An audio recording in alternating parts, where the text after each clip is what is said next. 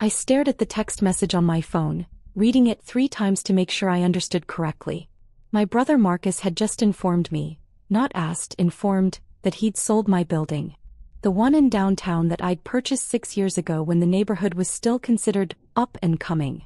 The text had come through at 2:47 p.m. on a Tuesday. I was in a meeting with the City Planning Commission about the new zoning proposals.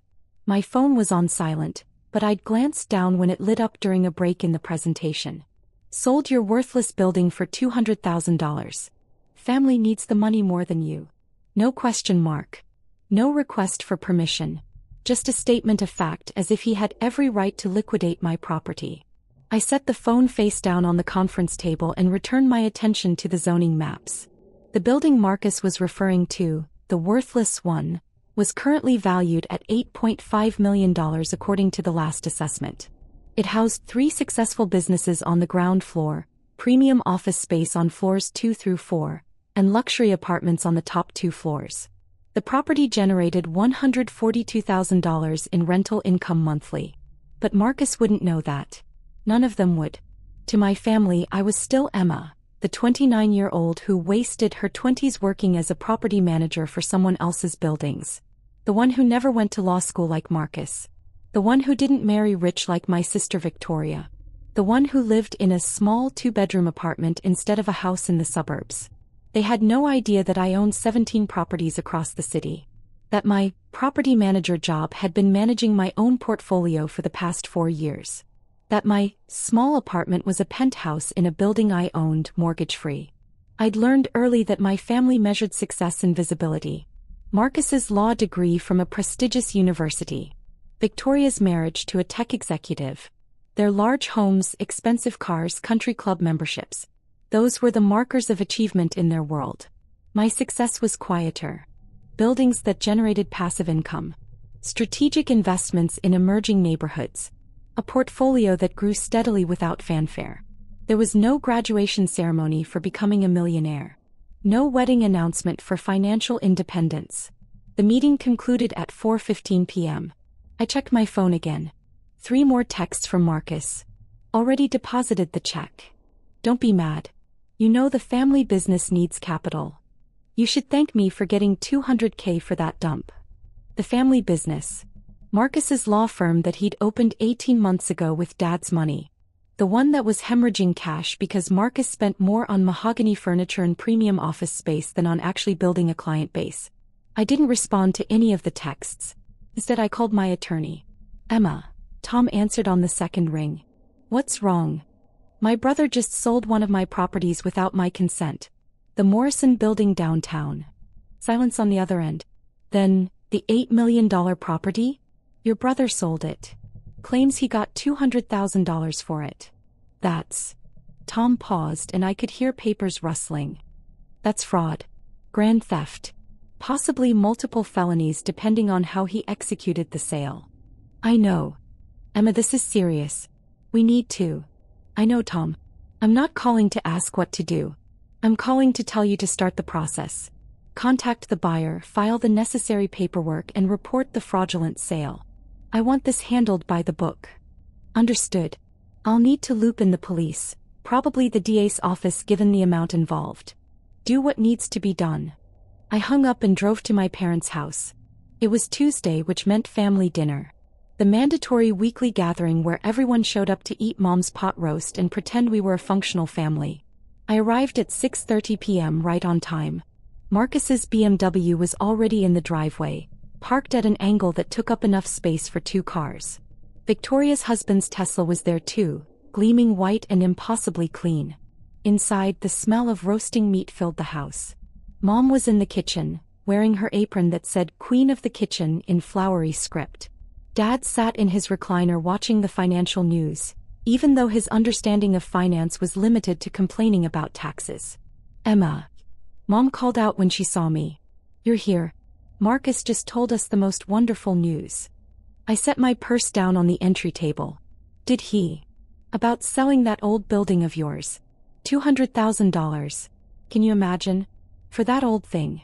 She bustled over, wiping her hands on her apron. Marcus said you'd been trying to sell it for years. Isn't it wonderful that he finally found a buyer? I hadn't been trying to sell it. I'd never mentioned selling it. The building wasn't even listed. Where is Marcus? I asked. In the dining room with your father and Victoria. They're celebrating. I walked into the dining room. Marcus sat at the head of the table, the seat usually reserved for Dad, with a glass of what looked like expensive scotch. Dad's scotch from the bottle he only opened for special occasions. Victoria and her husband Trevor sat across from each other, also holding glasses. Emma. Marcus stood up, grinning widely. He looked like he'd already had more than one drink. There she is. I was just telling everyone about the sale. Were you? You don't have to thank me. He waved his glass expansively. That's what family does, right? Look out for each other. When I heard Johnson Properties was looking for something in that area, I immediately thought of your building. Figured I'd help you out. Victoria leaned forward. It's really generous of Marcus, Emma. That building has been sitting there doing nothing for years. Has it? I pulled out a chair and sat down. Well, yeah. Victoria exchanged a glance with Marcus. I mean, you've been managing it, but it's not like you own it or anything. You were just taking care of it for whoever owns it, right? Right, I said softly. Trevor, Victoria's husband, spoke up. He worked in tech and always seemed uncomfortable at these family dinners. Actually, I thought Emma mentioned she. The important thing, Marcus interrupted, is that I got you a great deal. Johnson Properties wanted to lowball at $150,000, but I negotiated up to $200,000. You're welcome. That's my Marcus, Dad said, walking in with his own glass of scotch. Always looking out for his little sister. That's the lawyer in him. Natural negotiator. $200,000, Mom repeated, following Dad into the room. Emma, sweetie, what are you going to do with all that money? You could finally buy a real house. Something with a yard. Marcus leaned back in his chair. Actually, I already deposited the check. The room went quiet. You what? Victoria asked. I deposited it. Into the firm's account. Marcus shrugged. Emma knows we needed capital. The firm is in a crucial growth phase. Once we're profitable, I'll pay her back. With interest. Dad nodded approvingly. Smart thinking. Keep it in the family. Marcus, Mom said slowly, you should have asked Emma first. Why? The money's going to help the family business. Emma's part of the family. It all works out. He turned to me. You understand, right? It's an investment. In 6 months, maybe a year, the firm will be booming. You'll get your money back doubled. I looked at my brother. Really looked at him. At 34, Marcus had the kind of confidence that came from never truly failing at anything. Dad had paid for his college. Paid for law school.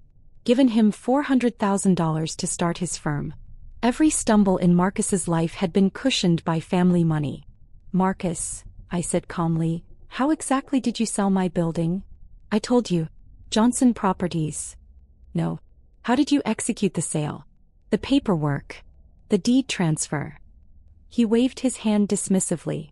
Details. I'm a lawyer, Emma. I know how to handle real estate transactions. So you forged my signature. The room went very still.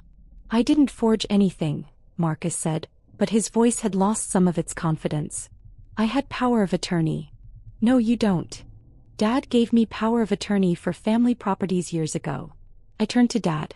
Did you? Dad looked uncomfortable. Well, yes, but that was for my properties, not. The building is mine, I said. Not Dad's. My name on the deed. My property tax payments. My tenants. Marcus laughed, but it sounded forced. Come on, Emma. Don't be dramatic. You don't own that building. You manage it. There's a difference.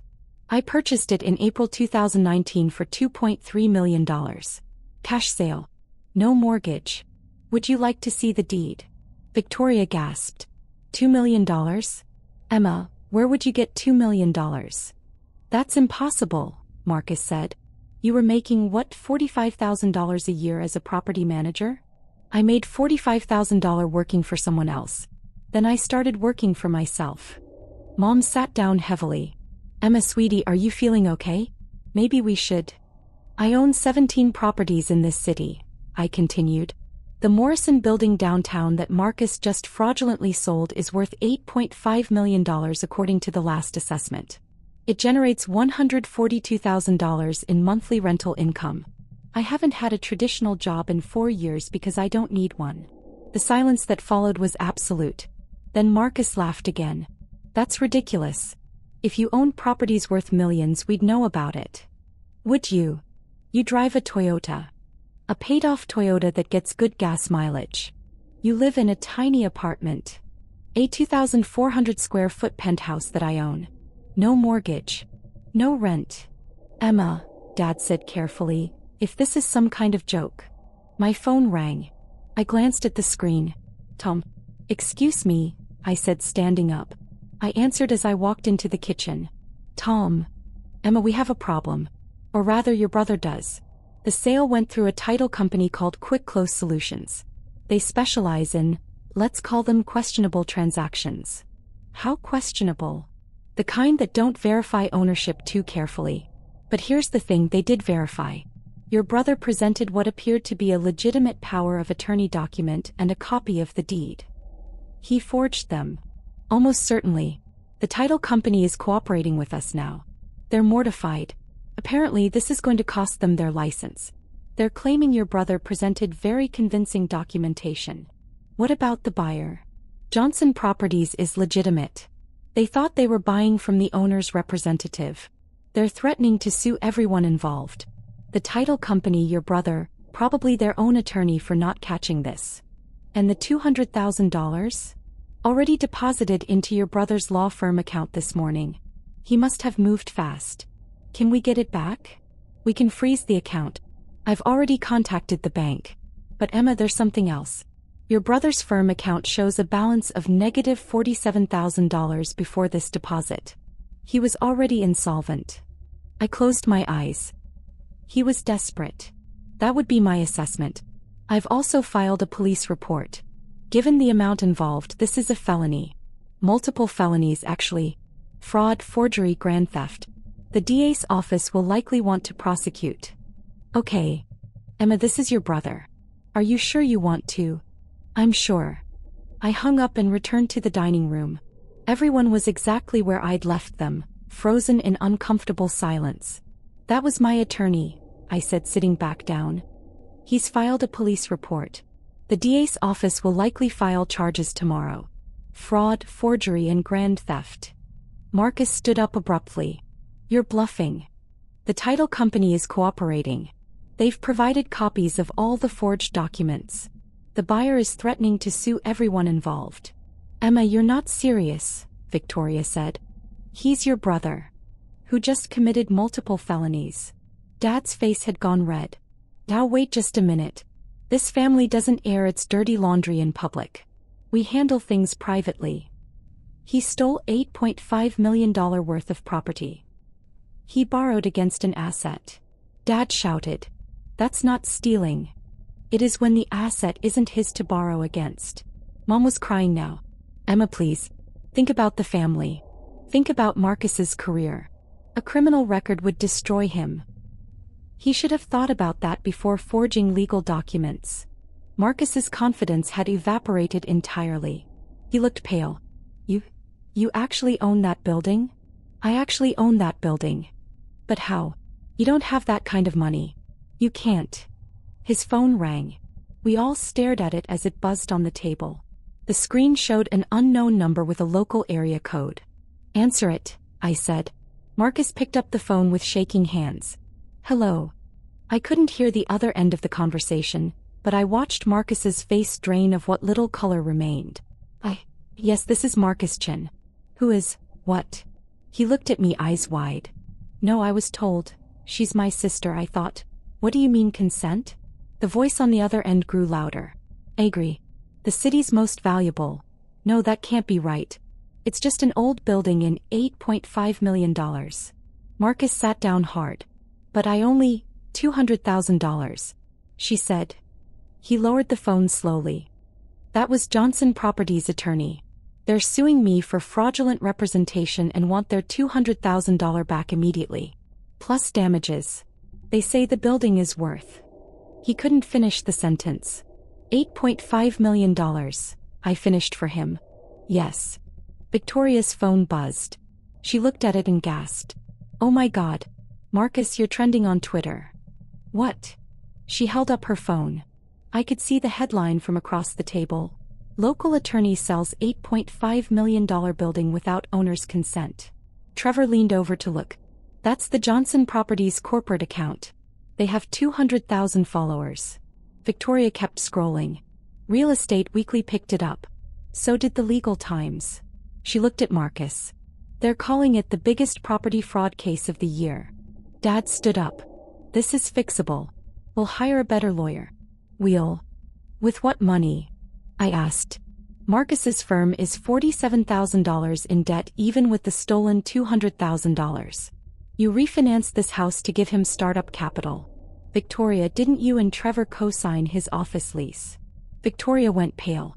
How do you know that? I make it my business to know things about my investments. We're not your investments. Marcus shouted. We're your family. Then why did you steal from me? I didn't steal. I was helping. The firm just needs more time to. The firm is failing, I said. It's been failing since month 3. You have 2 clients, Marcus. Your monthly expenses are $47,000. Your monthly revenue is $6,000. You were never going to make it. Mom was sobbing openly now. Emma, how can you be so cruel? He's your brother. He made a mistake. He committed multiple felonies. My phone rang again. Tom. The police are on their way to your brother's house, he said when I answered. They'll probably arrive within the hour. I wanted to give you a heads up. Thank you. There's something else. The Bar Association got wind of this. They're opening an ethics investigation. Even if your brother isn't convicted criminally, he'll almost certainly lose his license. I looked at Marcus. He'd heard enough of the conversation to understand. His entire body was shaking. Emma, he whispered. Please. I'm sorry. I made a mistake. I'll fix it. I'll sell my car, the furniture, whatever it takes. Just don't let them arrest me. You can't fix this, Marcus. You don't have $8.5 million. You don't even have $200,000 anymore. The bank froze your account. Victoria stood up. This is insane. Emma, you're destroying him over money. It's just money. It's not about the money. Then what is it about? I looked around the table. At my parents who'd always valued Marcus's achievements over mine. At Victoria who'd pitied me for my small life. At Marcus who'd thought so little of my accomplishments that he believed he could steal from me without consequences. It's about the fact that you all assumed I had nothing worth stealing. Dad tried again. Emma, please. Be reasonable. We can work this out as a family. We don't need lawyers and police. We just need to sit down and... You want to work this out as a family? I stood up. Fine. Here's my offer. Marcus returns the $200,000 immediately. All of it. Then he pays fair market value for the building, $8.5 million, or the sale is voided and he faces criminal charges for fraud and theft. That's impossible. Marcus shouted. I don't have $8.5 million. Then you shouldn't have sold my building. Emma, Mom pleaded, you can't send your brother to prison. I'm not sending him anywhere. His choices did that. The doorbell rang. We all froze. Dad went to answer it. I heard low voices, then Dad saying, there must be some mistake. 2 police officers appeared in the dining room doorway. Marcus Chin, the taller one asked. Marcus stood slowly. Yes. Sir, we have a warrant for your arrest for fraud, forgery, and grand theft. You have the right to remain silent. Mom screamed. Victoria started crying. Dad tried to argue with the officers, explaining that this was all a misunderstanding, a family matter. Something that could be resolved without involving the police. Marcus just stood there as they handcuffed him. He looked at me as they led him toward the door. I'm your brother, he said quietly. I know, I replied. That's what makes this so disappointing. After they left, the house descended into chaos. Mom collapsed into a chair, wailing about her son. Dad started making phone calls, trying to find a criminal attorney who could get Marcus out on bail. Victoria alternated between crying and yelling at me about family loyalty. Trevor pulled me aside in the kitchen. Emma, I know this is complicated, but I need to ask. Victoria and I co-signed Marcus's office lease. If his firm goes under, you'll be responsible for the rent. Yes. That's $8,000 a month for the next 3 years. I know. He ran a hand through his hair. We can't afford that. Not with our mortgage and the kids' school and... He looked at me carefully. You really own 17 properties? Yes. And you've been listening to us talk about money troubles for years without saying anything? Would you have believed me if I had? He was quiet for a moment. Probably not. He paused. Is there anything you can do? About the lease. The building Marcus leased his office in. Who do you think owns it? Trevor's eyes widened. No. I can terminate his lease for cause given the criminal charges. You and Victoria won't be liable. Why would you do that? After what Marcus did. Because you weren't the one who stole from me. And because Victoria is going to have enough problems being married to an ex-con's sister. She doesn't need financial ruin on top of it. His expression shifted to something like respect. You're not what I expected. No one ever expects the quiet one to have power. Later that night, after I'd left my parents' house and returned to my penthouse, Tom called with an update. Marcus made bail. $100,000. Your father refinanced his house again. That house must be mortgaged to 3 times its value by now. Close. I'm sending you the preliminary damage assessment. Johnson Properties is demanding the full $8.5 million value plus damages. The title company is facing bankruptcy. Their insurance won't cover fraud, so they're personally liable. And the Bar Association moved fast. Marcus's license is suspended pending investigation. His firm. Effectively dead. His 2 clients have already retained other counsel. The office is closed. And here's something interesting. 16 of his creditors have filed claims. His firm owes $340,000 to various vendors, contractors, and suppliers. Let me guess. Dad paid the glamorous expenses.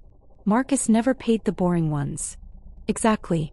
He owes his IT company $23,000, his janitorial service $8,000, his printing company $34,000. All the invisible work that keeps an office running. That sounds like Marcus. One more thing. The story hit the national news. Wall Street Journal picked it up. Silicon Valley-style fraud comes to Midwest real estate market. You're mentioned as the victim, though they didn't use your name. Great. Emma, your brother is ruined. His career is over. His reputation is destroyed. He'll likely face prison time. Are you okay with that? I looked out my penthouse windows at the city lights. At the skyline that included 4 buildings I owned. At the life I'd built quietly, methodically, without anyone's help or approval. I'm not happy about it, I said. But yes, I'm okay with it. He didn't just steal money, Tom. He stole because he genuinely believed I was worth stealing from. That I had nothing of value. That I was too insignificant to matter. And now everyone knows better. The next morning, my phone started ringing at 6:47 a.m. I let it go to voicemail while I made coffee. By the time I'd finished my first cup, I had 8 voicemails and 14 text messages. All from family members I hadn't heard from in years. Cousins, aunts, uncles. All suddenly very interested in how I was doing. All asking about the terrible situation with Marcus. All carefully dancing around the question they really wanted to ask. Was I really worth $8.5 million? The only message I responded to was from Victoria. Emma, I'm sorry. For everything. For assuming. For judging. For not defending you when I should have. I know it doesn't fix anything, but I wanted you to know. I texted back. Thank you. That means something. 3 weeks later, Marcus pleaded guilty to fraud and forgery. The DA offered a deal. 5 years probation, full restitution to Johnson Properties, and permanent disbarment. The alternative was trial and likely prison time. He took the deal. The restitution hearing was set for 2 months later. Marcus couldn't pay. Dad couldn't pay. The house was already overmortgaged. Victoria and Trevor had nothing. Johnson Properties was demanding immediate payment or they'd push for jail time despite the plea deal. The night before the hearing, Dad called me. Emma, I'm begging you. As your father. Please help him. Help him how? Pay the restitution. You have the money. You could make this all go away. No. He's your brother. Your family. How can you be so heartless? He stole from me, Dad. He forged documents. He committed fraud. And he did it all because he thought I was nobody. Because you all thought I was nobody. We never. You did. Every family dinner, every holiday, every gathering. Marcus the successful lawyer. Victoria the perfect wife. And Emma. Poor Emma working her little job, living in her little apartment, going nowhere. Dad was silent. I worked for this, Dad. Every building, every investment, every dollar. I did it alone because none of you believed I could. And the first moment Marcus thought he could profit from my work, he stole it. Without hesitation. Without permission. Because in his mind I was too insignificant to matter. If you pay the restitution, he won't go to jail. If I pay the restitution, he learns nothing. I hung up. At the hearing, the judge ordered Marcus to pay $8.5 million in restitution to Johnson Properties at a rate of $2,500 per month. At that rate, it would take him 284 years to pay it off. He'd also lost his law license permanently, his office, his car, and his reputation. He was 34 years old and starting over with a felony record and no prospects. 6 months after his conviction, Marcus got a job at a property management company. Entry level. $42,000 a year. Managing buildings for someone else. Mom called me when she found out. "Are you happy now?" she asked. "Is this what you wanted? Your brother working the kind of job he's overqualified for, barely making enough to survive." "I worked that exact job for years," I reminded her. "You all thought it was beneath notice then. That was different."